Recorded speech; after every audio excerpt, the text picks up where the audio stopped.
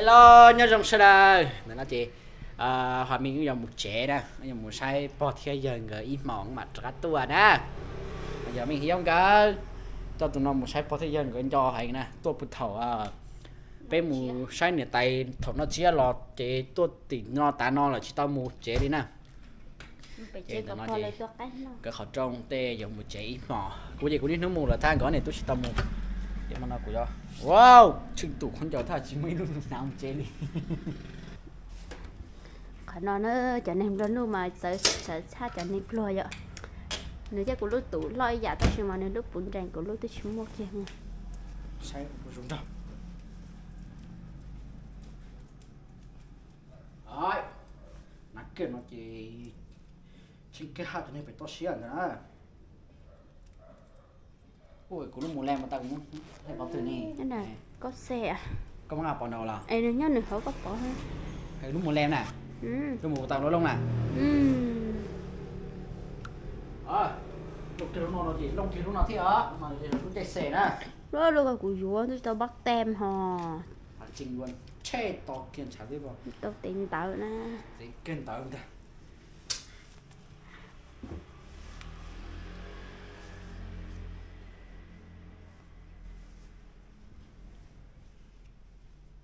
Ui, con mỏ dám bọt. Không mua luôn.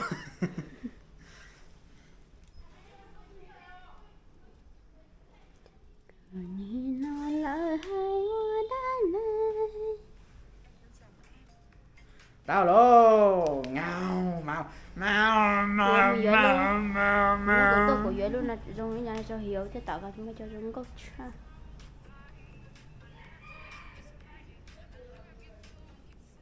Mà chị lúc còn mỏng đó chị. Lúc mà lấy cái nhắc kia đấy hả? Tôi đến chạy con đá cờ luôn nè. Không phải tao chỉ tao là cũng chưa cha lên mà lúc luật tiêu chỉ trẻ đấy hồi cho nên. Chị trẻ ta không trẻ đâu. Không trẻ cực quá xem.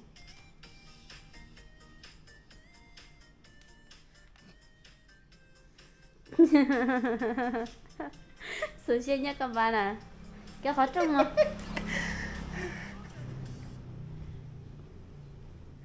Bao tiền dù ninh rồi nè. Chúng tôi cái gì rồi đó, một con tư mình chủ é dù đó không nó cho hết tư thôi. Chật kêu nó. Ôi, thằng con nó lên sẽ cho 32.000 rồi bố ạ. Đó thì. Là chị máy cho này. Hai, tại chị nói chê, tôi kêu cho khó trông ta, chị bao một trẻ xí lơ. Ba mua này, mua gì quá à? Chị mới ác chân Có rồi. tên lúc chỉ, có con lấy thì. Mua quả xoài. Nha. Xoài, thế dưới bó bắt thằng được của chị. Trong này lên này. Do hờ, có bao giờ, cô chính cho chắc cũng cho cỏ thế nè. Có bao thở của thả coi. Cô nhân chó coi ta chỉ mà của gió than như nhiều thứ thị in có ha. Thì tên mình nhỏ. Tên mình nhỏ con tiêu mình nhỏ than đâu.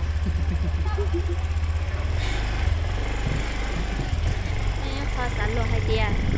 Cứ giữa tôi bóng bánh là tôi cũng tôi mẹ tôi chỉ là khá là không chơi thì cũng không nói được ta. Chơi mà đến đây sai.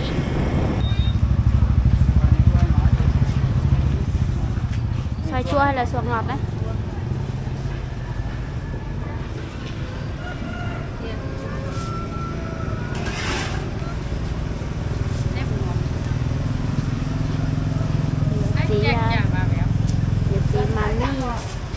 Mami mình phải chế lại tao non á. Sao mà đấy?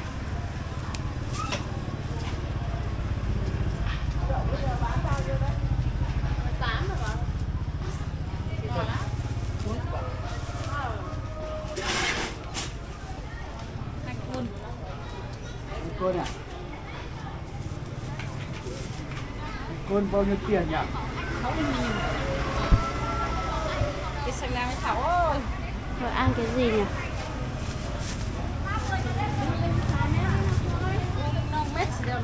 Đây là quả cam vác hay là quả ăn? Hay là cam vác đúng không chị? Cam bóc, cam đường, ngon. Ngọt hay là Ngọt mà, ngọt sắc.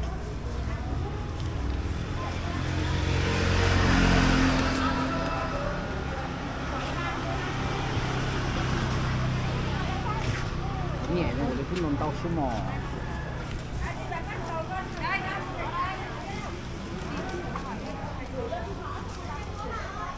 chúng mình nhận nó quay ở bên kia kìa. à bên Quảng trường ấy. ở chỗ kia hôm nay nó mới làm nhỉ? Ừ. Không có thời gian xem để luôn. Tối rồi. em đi về trên bản Buổi tối đông người. mà họ làm cái gì ở trên đấy? Quảng trường ấy. Làm văn nghệ cái kiểu ấy. Mút xòe. Đó. Đi thôi. mình tôi chỉ to chi gì quá mình tôi chỉ to chi gì quá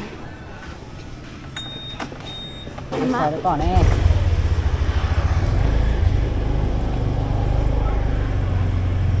Lấy thịt này về ăn rồi. Dạ. Không bảo về cậu nó xin với nó mày phát trực tiếp cả bà rồi đấy nhá. cháu Về trên nhà. vâng Khóc khóc luôn.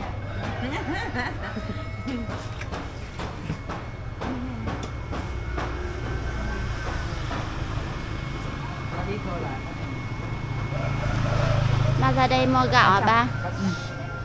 Thế thì 200. Cắt một nửa ra. Bây giờ không cái chế đồ uống cái kha cấp bua nữa Lâu lắm rồi mới thấy chợ đấy. Dạo này giá ra bị chế giờ này cũng mua theo tất nhiên mà bị chế giờ lớn kỳ kỳ nó giờ ô thì nó cũng kha lên rồi Tắt đúng thế nhỉ? Ừ. Chuẩn.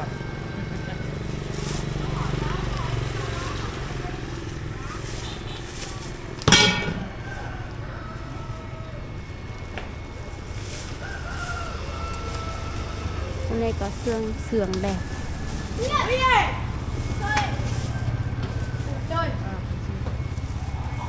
nhá. vâng vâng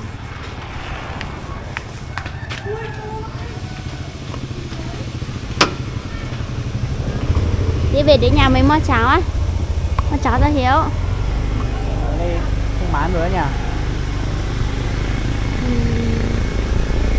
Để một thua đấy, tôi thua trong gói xong mà. hả Còn mấy gói ở nhà cho mà. đâu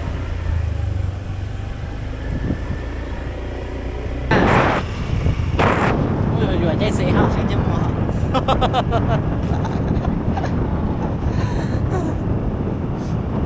mà Mà chúng ta bỏ lấy xe liền mà mới vừa lại hả mà mình bỏ chết lo mà nên chết lo thôi mà nên mà mua hả rồi chết lo mua tê lại mà in lỡ cá ta chết lo lấy tao tê chết lo chỉ lấy mà chỉ ra vừa kia liền hả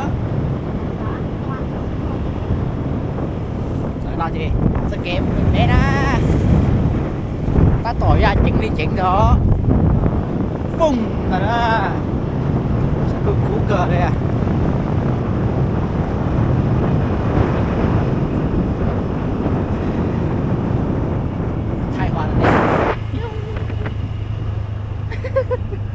ô cái lì ô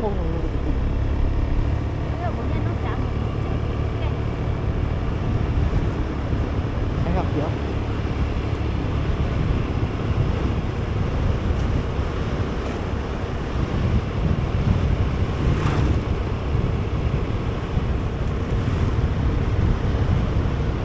mà âu trong tao con á cho một plé tao con á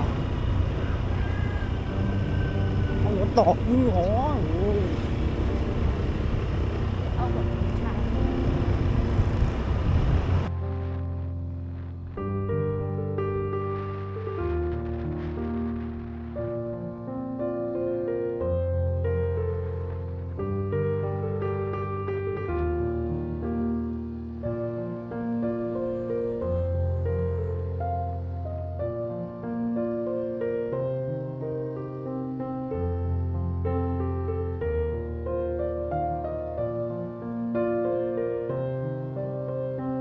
nữa thì khó tí à có thì họ như tao liền thì nó chỉ kêu một đồ xa xỉ nó là na tụi lo cờ liếc nó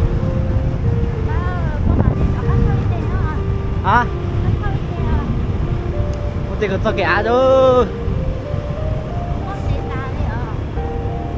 cái này họ nói từ mẹ số chè tôi mót tê ta đi nó này nó nè sao họ nói chè mua phải nó là nó lo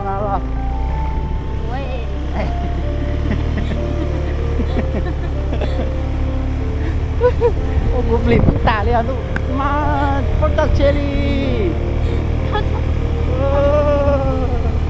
chỉ con ta còn đầu tiên à product cherry đó nó chắc xem mà tôi beli trời nó nhận gì khó nè à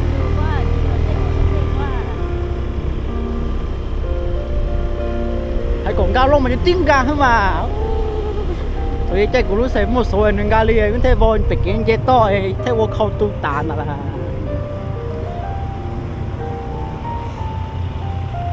nó một nó có bể có tỷ ô ô bể trong plon đại bể mà cho bể lúc xá nè rồi bể lúc xá mà thay đến này sai nè mà thì muốn quay tụ đê của nó tàu của nó này ok nó chơi như giống tí bé xa nữa nè ủ chơi cũng cần đó chơi cũng cần thì nó mẹ tháo hả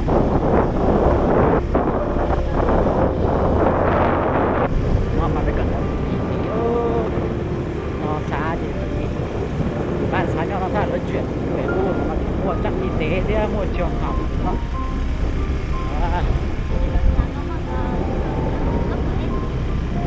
nó giáo cái 1 cái 2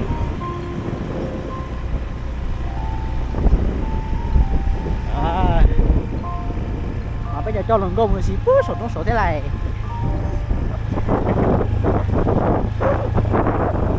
đã cho lần gồm một xí sổ trên chúng coi hay là khó nói cứ xí cờ chỉ bao nó chi đi lại giờ xin nó tìm má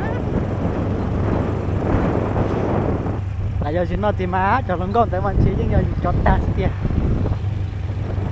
mà lần gồm còn dùng cho lần gồm bự lỗ bao nó chi đi xí chấp lời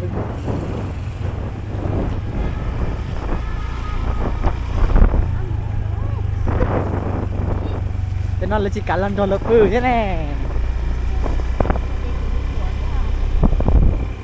bây giờ mò thế giờ thằng lên chùa nó chứ nó mà chùa đó hả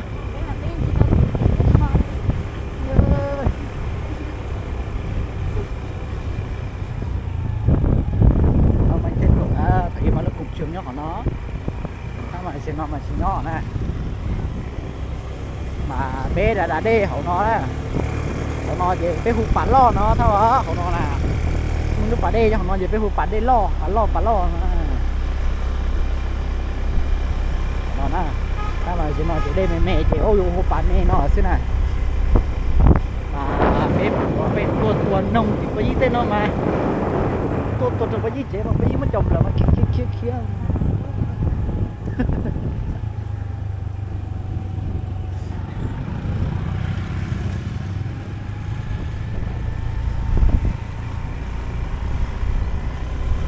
bây giờ tôi nồng đây cháu nó là tôi phải trong nó phải bắt tết phải nên giờ ra chủ phải co phải tôi phải co nữa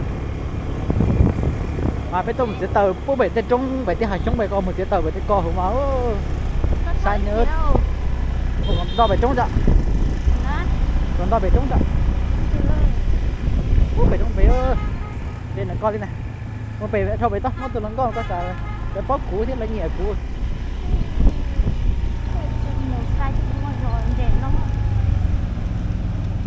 vậy thành mà thành cái tao chơi tua mà rồi sẽ nói chị vừa thâu này đi ra sao nó đi lấy cho hay ui đó chị ta bốc cuốn họ đầy to mà mẹ thì à đấy mà đi thâu pe để có họ sát là nó gì à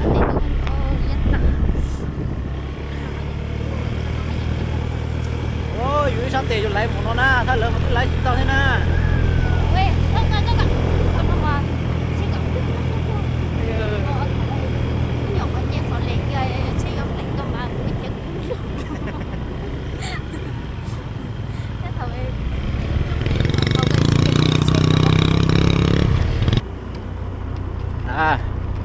cho cái á lần ta nè họ thì còn nên thêm bỏ với cho cái á nó tới có stop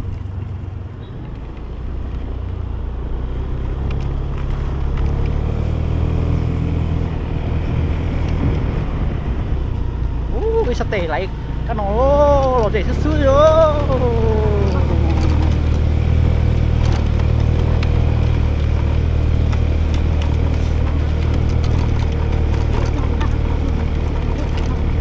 thế nào mà chỉ thơ đi nè nó chỉ có cả một bể chế bể giò nó chỉ có một thau giò hải xanh thế cho nó một giò bể lúc giò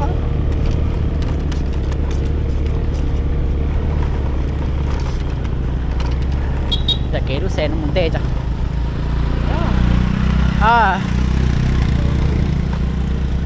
đi từ nè cái màn chụp bao lâu nó sẽ đó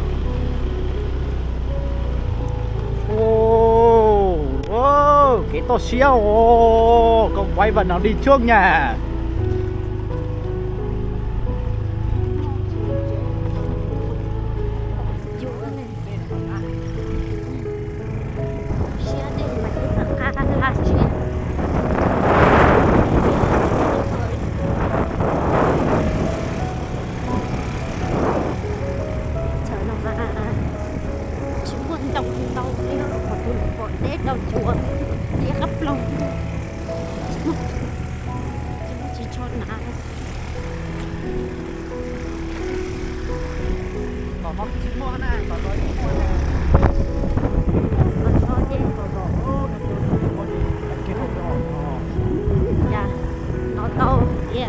nó bắt đầu chưa mà trong này nó mỏi bật tê cho tao nó đi thấu về chúng nó mỏi chạy tê mà thứ mà xíu lại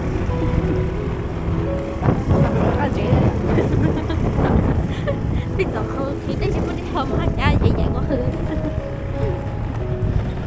đấy tao mà chọn nhẹ cha xem mà nếu ít kho có thể nói rất là hữu xe đời đừng cho chắc là của mà xe này nó xấu thì Giang cái sẽ đi là thế này Giang cái chỗ nó xong đôi tên của nó chết chả cái chỗ Giang nó xấu có tên trả đi Giang là Giang rồi con tên này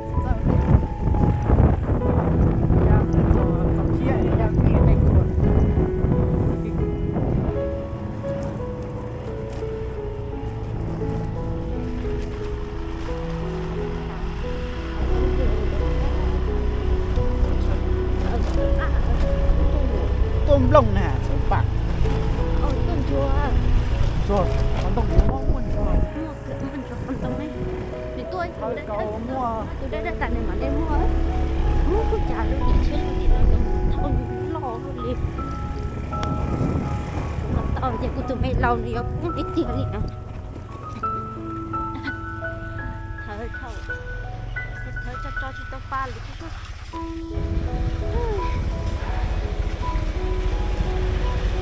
cái chuỗi nó nhá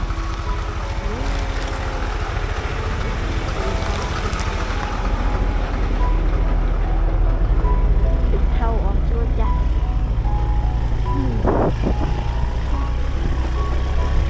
cái đêm nếp ở cái chỉ biết mua để tê chỉ có chuyện rồi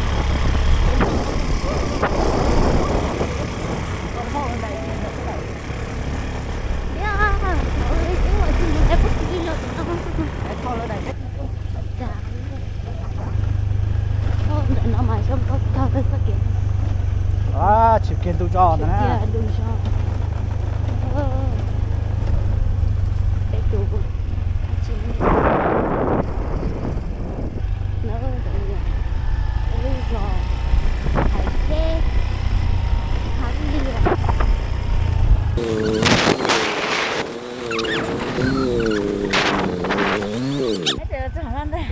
tôi nói chị đó rồi nhắc kia khờ tập bóng là nếu mua là chế nó là nếu lo biết nữa nếu chỉ có mua lo ta ký tên mà một đi là ta ký tên một chiều tên là sẽ tôi chưa đường đi một chai cũng một chai à là sắp cái nhá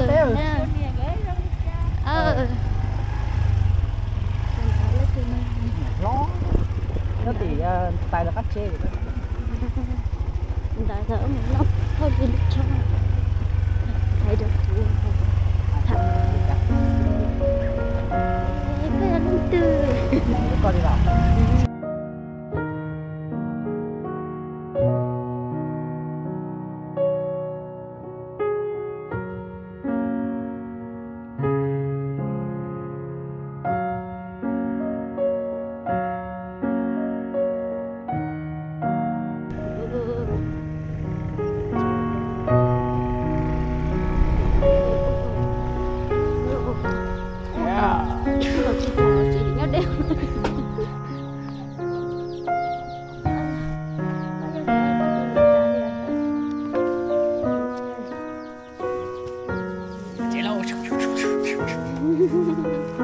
chỗ nhà có xăng này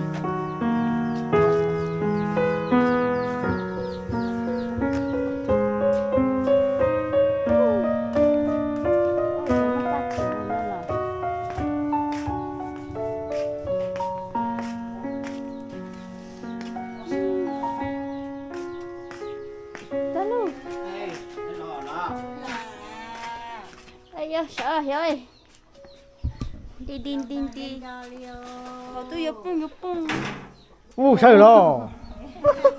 con sợ đi thật tươi Cho đó con bà. Làm ba mày tao tới nó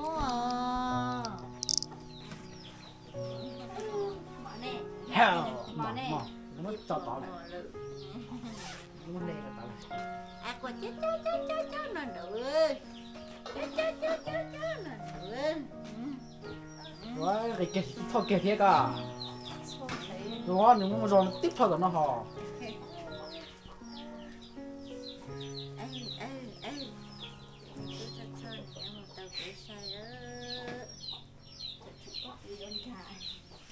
Leo năm nhìn cho nha.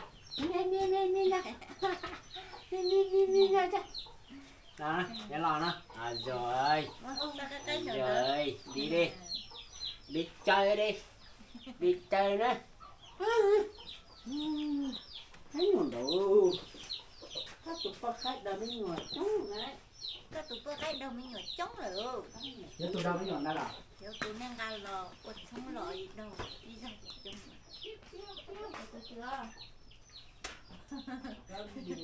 Có gì nè. Tụi đã đai Lò anh không nói chơi là chắc cái chế đó, nó chơi giờ.